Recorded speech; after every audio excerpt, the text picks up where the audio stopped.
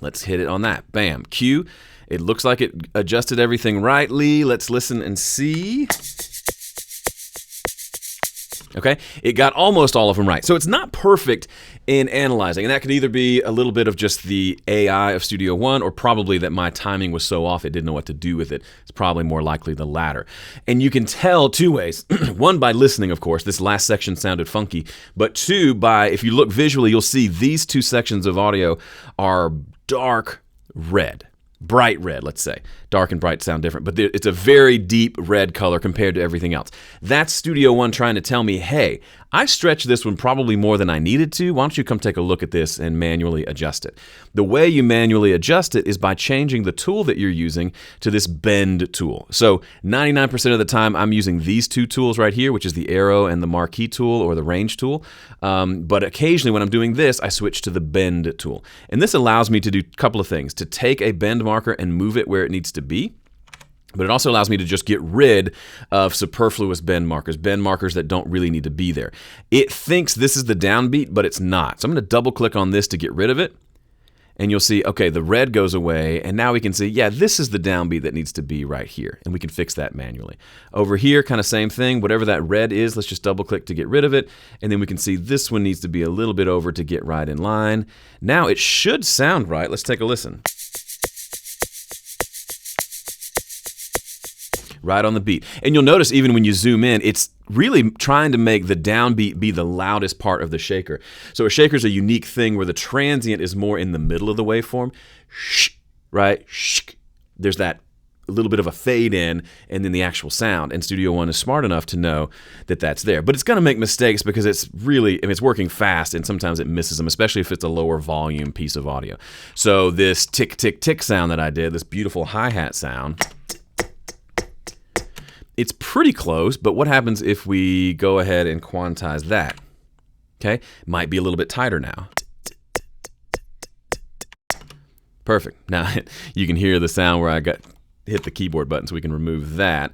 And now we get the full loop sound. Perfect. The boom booms, let's check those out. Boom, boom, boom, boom. Okay, I actually did perform that pretty well, but let's just hit Q anyway and see what happens. Should be fine. Boom, boom, boom, boom. And then the ka, the snare drum sounds. Ka, ka. Those are pretty good. You could just leave it alone if it's good, but if we went to quantize it, we'd see it didn't really do anything, so we'll undo that.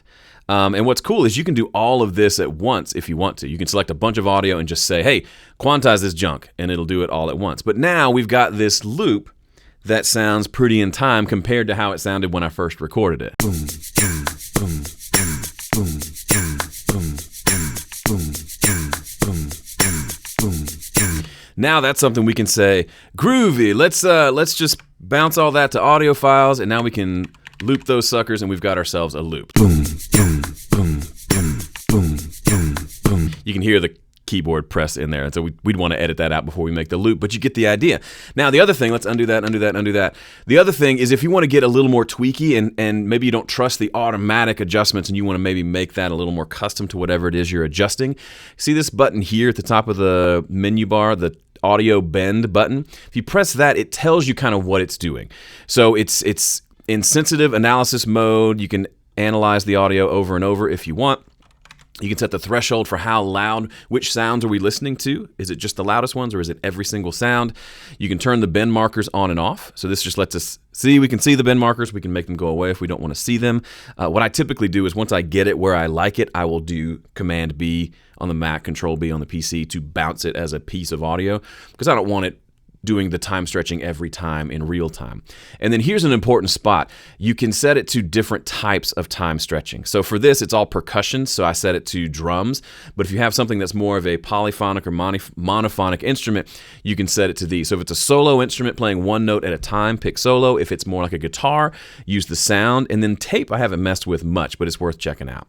And then how much quantizing are we doing? Are we taking those bend markers and moving them 100% to the grid, or are we leaving in a little bit of room there? So we're just getting it closer without making it super robotic, and that's up to you. You can also have it quantize or slice the audio up, which I don't mess with much. I usually just do quantize, and then apply does the actual bending that we talked about. So basically, this is the menu for what happens when you press Q. It kind of automatically makes some choices for you. If you like that and it sounds good, go for it. If something's not sounding quite right, open up this menu, make some changes, perhaps change the type of time stretching that's happening, make some other changes as well to get it to sound how you want it to sound. The idea here is it's a quicker way to get things in time without having to manually edit each note. Manually editing each of these eighth notes that I played, a little annoying.